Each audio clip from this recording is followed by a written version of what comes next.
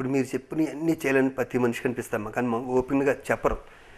నాకు ఎన్ని చేయాలనిపిస్తుంది, కానీ అప్పుడు నేను ఉన్న ఫైనాన్షియల్ స్టేటస్కి ఇప్పుడు నాకేం చెప్పంటారు, నేను ఇంటికి వెళ్ళాను, నాకు బ్యాక్గ్రౌండ్ లేదు, నాకు ఒక ఇండస్ట్రీలో ఒక ఫోర్ ఫాదర్ లేడు, ఫ్రెండ్స్ మాత్రం ఉన్నారు. వాళ్ళు ఏమన్నా డబ్బులు పంపిస్తే నేను చదువుకోగలను. ఇంటికాడ నుంచి వచ్చిన డబ్బులు 10 days కూడా సరిపోవు. ఈ టైంలోనూ ఫస్ట్ స్క్రీన్ మీద చూసుకుందాం అని కంగారు ఉంటుంది, కానీ మనం స్కూటర్ మీద వెనకాల గర్ల్ ఫ్రెండ్ ఎక్కించుని తిరుగుదాం, లేకపోతే ఈవినింగ్ అయితే 2 పెగ్గలేసేద్దాం పడుకుందాం అన్న ఆలోచన అయితే రాలేదు. ఆ ఆలోచన వచ్చేసరికి పెళ్ళి అయిపోయింది, ఆ ఆలోచన వచ్చేసరికి లైఫ్ సెటిల్ అయిపోయింది. ఇప్పుడు ఆలోచన వచ్చినా లాభం లేదు, 100% లేదు అసలు. నాకు మొదటి నుంచి పెద్ద అమ్మాయిలు కామెంట్ చేయటం ఎప్పుడూ లేదు, చేయను కూడా. అది ఎంత సీరియల్ పాపులర్ అయిందంటే, ఫస్ట్ ఏమైందంటే మా టీవీ నేను ఒక సీరియల్ చేస్తాను, చాలా పెద్ద హిట్ అది, అమృతం సీరియల్, గంగరాజ్ గారు. సరే అక్కడి నుంచి నేను బయటకు వచ్చాక వేరే సీరియల్ ఏదో చేద్దాం మా టీవీలో వాళ్ళు చేసి, సార్ ఆ సీరియల్ స్టార్ట్ చేసే లోపు మొగుడ్స్ పెళ్ళాంస్ ఒక కార్యక్రమం ఉంది, అది వింటారా మీరు అన్నారు. సార్ చెప్పండి అని చెప్తే, ఇది గొల్లపూడి మాత్రం చేసేస్తారు, నన్ను అడుగుతారండి మీరు. నాకు ఇప్పటికే ఇంకా బ్రెయిన్ ఇంకా డెవలప్ కాలేదు అసలు. భార్యాభర్తలు అన్యోన్యం అవన్నీ చాలా ఉంటాయి డెప్త్లో, అది నేను మాట్లాడలేను, ఇంకా చిన్నపిల్లడు మాట్లాడినట్టు ఉంటుందంటే, సార్ ఆ స్లాట్ అలాగే ఉండిపోయింది, మీరు చేయాలన్నాడు. సగం ఎపిసోడ్ చూశాక ఊరి దేవుడా ఇంత ఒప్పుకున్నాను రా బాబు దీన్ని అసలు అని, నేను ఒక అరగంట రెస్ట్ కావాలండి అని వెళ్ళి రూమ్లో కూర్చొని కళ్ళు మీలు పెట్టుకున్నాను సారథి స్టూడియోలో. ఏం చేయాలో కూడా అర్థం కాలే. ఈలోపు తెలిసిన విషయం ఏంటంటే, నా పక్కన చేసే అమ్మాయి ఆ సీరియల్ డైరెక్టర్ మిస్సెస్. అంతవరకు ఇద్దరు మాట్లాడుకోలే. సురేఖవాణి గారు ఆ డైరెక్టర్ గారు వచ్చారు, సార్ ఏం చేద్దాం సార్ అని. ఒక పని చేద్దామా, నా నోటికి ఏమొస్తే చెప్తాను, మీ మిస్సెస్ అంటున్నారు నా పక్క అమ్మాయి, ఆవి నోటికి వస్తే ఏమొస్తే చెప్పమని చెప్పండి, వేరేది లేదు, కమిట్ అయిపోయాం కాబట్టి సెట్ వేసారు 3 lakhs ఖర్చు పెట్టి. హిట్ అయితే హిట్, నాకు తెలిసి హిట్ అవ్వదు, హిట్ అయితే హిట్ అవుతుంది, ఫ్లాప్ అయితే ఫ్లాప్ అవుతుంది. నా నాలెడ్జ్ ఇంతే ఉందన్న, హాఫ్ నాలెడ్జ్తో చేయటం వల్లే అది హిట్ అయిందండి. ఎందుకంటే ఉన్నది చెప్పేసేవాడు, లోపలే ఉండేది కాదు. ఆ అమ్మాయి కూడా ఇంచుమించు నాలాగే ఏముంటే అది వాగేసేది. దానికి తోడు బాడీ లాంగ్వేజ్, తను 3-4 ఎపిసోడ్లు అయిపోయేవాడికి హస్బెండే డైరెక్టర్ కాబట్టి తనకి కొంచెం కంఫర్ట్గా ఉండేది, ఎదురుగుండా భర్త ఉంటాడు కాబట్టి తనకి కంఫర్ట్గా ఉండేది. చాలా రిలాక్స్గా చేసేస్తాను. ఆ బాడీ లాంగ్వేజ్ వల్ల ఎక్కువ వీళ్ళిద్దరు మూడు అనుకునేవారు. దాని తర్వాత అమ్మాయి తిరుపతి వెళ్ళటం, అది మన హెయిర్ మొక్కుకోవడం జరిగింది. దాని తర్వాత సుజిత నేను చేసాం. ఒక హిట్ పేరు దాంట్లో ఉన్నాక అది హిట్ అయిపోయాక ఇంకొకరిని పెడితే పెద్దంత 100% పెప్ప ఉండదు. నేను ఇప్పుడు తేజ షూటింగ్ చార్జ్ అయిపోయింది, మన బొబ్బులో రిలీజ్ దగ్గరికి వచ్చినామో. నెక్స్ట్ తేజ గారి సినిమా ఒకటి, శ్రీకాంత్ గారి సినిమా ఒకటి, 2 నెక్స్ట్ మంత్లో స్టార్ట్ అవుతున్నాయి. ఈ 2 చేస్తాను. దాని గురించి చెప్పే ముందు ఒక మాట అంటూ ఇష్టం నాకు. అదేంటంటే,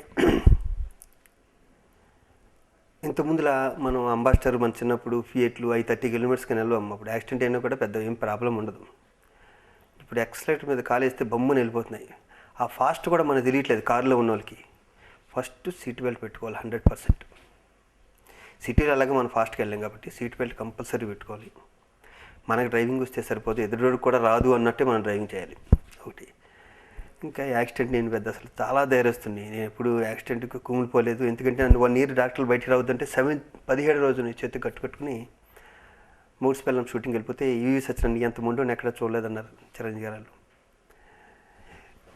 ఏం చేస్తాం మరి, 2 నెలలు గ్యాప్ వస్తే బ్యాంకులో పైసా ఉండదు, పైకి కనిపిస్తామంతే, లోపల చిరిగిపోయి ఉంటాయి పనీళ్ళు. కొంతమంది వ్యక్తుల దుర్మార్గం బయటపడింది సెకండ్ లైఫ్. ఎందుకంటే నేను ఇప్పుడు చెప్పేస్తాను, అది ఇది దాచుకోవాల్సిన విషయం కూడా ఏమీ లేదు. ఎందుకంటే సెకండ్ హాఫ్లో ఉంది లైఫ్.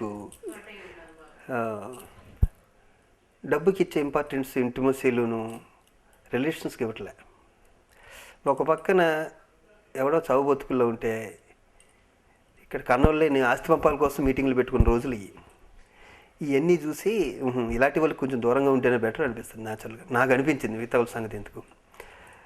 ఒక ఇంట్లో కొడుకు దుర్మార్గుడు అవుతాడు, ఒక ఇంట్లో కూతురు దుర్మార్గం అవుతుంది, ఒక ఇంట్లో అత్తమామలు దుర్మార్గులు అవుతారు, ఒక ఇంట్లో కన్న తల్లిదండ్రులు దుర్మార్గులు అవుతారు. అందరూ మంచిగా ఉండాలి అని నాలంటూ ఎక్కడ అనుకున్నా కూడా ఎందుకుంటారు రా నువ్వు మార్చలేవని వెనకాల ఒకరు చెప్తుంటారు. ఈ ఫేస్ చేయాలంటే మనం ఏం చేయలేం. దీన్ని కోట్లు ఉన్న వాళ్ళు కూడా ఈ ప్రాబ్లం తప్పలే. అలాగా డబ్బుకి ఇచ్చే వాల్యూ ఎందుకో రిలేషన్షిప్కి అంత ఉండలేదు అనిపిస్తుంది. డబ్బు చాలా ఇంపార్టెంట్ అన్నదాన్ని అందరూ నమ్ముతున్నారు అనిపిస్తుంది ఇప్పుడు. కన్నవాళ్ళు కానివ్వండి, ఎవరైనా కానీ డబ్బు చాలా చెడ్డది అనిపించింది. అది తప్పమ్మ. అది ఎలాగ ప్రపంచం నేర్పిస్తుంది వాళ్ళకి ఆ 22 years దాటిపోతే ఫస్ట్ వాళ్ళకి చదువు చెప్పించాలమ్మా. ఆ చదువు కన్నా ముందు డిసిప్లిన్ కావాలి వాళ్ళకి. ఆ డిసిప్లిను స్ట్రాంగ్గా ఉండకూడదు, నవ్వుతూ ప్రేమగా చెప్పాలి. అది ఇప్పుడు నేను పెద్ద కేకలు పెట్టేసి అరిసేసి అలా ఉండను పిల్లల దగ్గర. నేను చాలా ప్రేమగా, ఎందుకంటే ఏదైతే నేను మిస్ అయ్యానో చిన్నప్పటి నుంచి, ఎందుకంటే ఎప్పుడు మా పేరెంట్స్ దగ్గర లేని చిన్నప్పటి నుంచి, చిన్న వయసులో నేను వచ్చేయడం జరిగింది, బయటకు వచ్చేయడం జరిగింది. అది మిస్ కానివ్వను, అందుకే నైట్లు చేయను షూటింగ్. నాకు ఈవినింగ్ 6 దాటిందంటే ఫస్ట్ వాళ్ళని చూడాలి. స్కూల్ నుంచి వచ్చేస్తారు 10 నిమిషాలు. వాళ్ళని చూసాక నేను క్లబ్కి వెళ్ళటం, లేకపోతే ఎక్సర్సైజ్కి వెళ్ళటం, లేదా బలాదురుగా తిరగడం జరుగుతుంది. ఇంకా రేపు వాళ్ళు ఇలా జరుగుతారు, ఇలా మారుతారు అనడానికి ఎంత మనం డిసిప్లిన్గా పెంచినా ఏదో జరగచ్చు.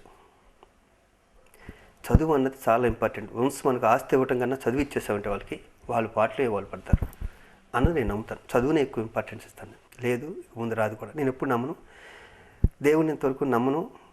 చూసారుగా నా ఇంట్లో నంది అవార్డులు 4 ఇవి ఉంటాయి చెప్తే, బుద్ధుడు ఈ మధ్యన లేటెస్ట్గా ఇది మా మిస్సెస్కి చాలా విపరీతమైన, నాకు నేను ఎంత నమ్మను అంత తను రమణ మహర్షి భక్తురాలు తను చాలా. అలా అని నేను గుడికి వెళ్తాను, మసీదుకి వెళ్తాను, చర్చికి వెళ్తాను, ఎక్కడెక్కడో నేను అందరికి తిరగని కూడా తిరిగేస్తుంటాను. నేను నా ఫ్రెండ్స్ అయితే తీసుకెళ్తుంటాను. మా శ్రీకాంత్ ఉంటే మౌంట్ అబు దాకా తీసుకెళ్ళిపోయాడు మొక్కుకొని. అలాగే తిరుపతి వెళ్తాను. నేను బేసిక్గా చిన్నప్పటి నుంచి లేదు నమ్మకం. అలా ఎప్పటికీ మర్చిపోలేదా. టీవీ 9లో నా గురించి మా మాత్రం ఫాదర్ మాట్లాడింది, మా అబ్బాయి మంచోడు కదని చెప్పారు. ఇంకా అంతకన్నా నాకు మర్చిపోలేదంటే ఏది లేదు. మరి గొప్ప మనిషి అయ్యాకే నా ఒపీనియన్, గొప్ప మనిషి కానప్పుడు ఆ ఒపీనియన్ లేదు వాళ్ళకి. మర్చిపోయి చాలా ఉంటాయి. ఫస్ట్ టైం స్క్రీన్ మీద చూసుకున్నప్పుడు ఓకే, ఒక ఎదవనవుతాను అనుకున్నోడిని, పర్వాలేదే, నేను సంపాదించుకున్న డబ్బులతో నేను అన్నం తింటున్నాను, నేను సంపాదించుకున్న డబ్బులతో నా ఇంట్లో ఉంటున్నాను, ఆ తృప్తి ఉంటుంది 100%. నేను చెప్పానుగా, నేను నాకు కల్లో కూడా ఇంతవరకు ఎవరికి అన్యాయం చేసి వ్యక్తిని గాను చేయను కూడా. నాకు అసలు ఆ తలంపే రాదు. ఏమీ లేవు, గోల్స్ అయిపోయినాయి, అన్ని గోల్స్ అయిపోయినాయి. ఓన్లీ పిల్లల జాతగా చదివించడం, ఆ బాధ్యతలు తెచ్చుకోవడం తప్పితే నాకు లైఫ్కి వాళ్ళందరికీ తెలిసిందే. 100 కంట్రీలు తిరగాలి, 60 కంట్రీలు వెళ్ళిపోయినాయి, ఇంకో 40 కంట్రీస్ ఉన్నాయి. ఎక్కడో దిక్కున అసలు ఒక పాయింట్ ఉండాలి కూడా 100 పెట్టుకున్నాను తప్పితే ఇది అయ్యేది కాదు.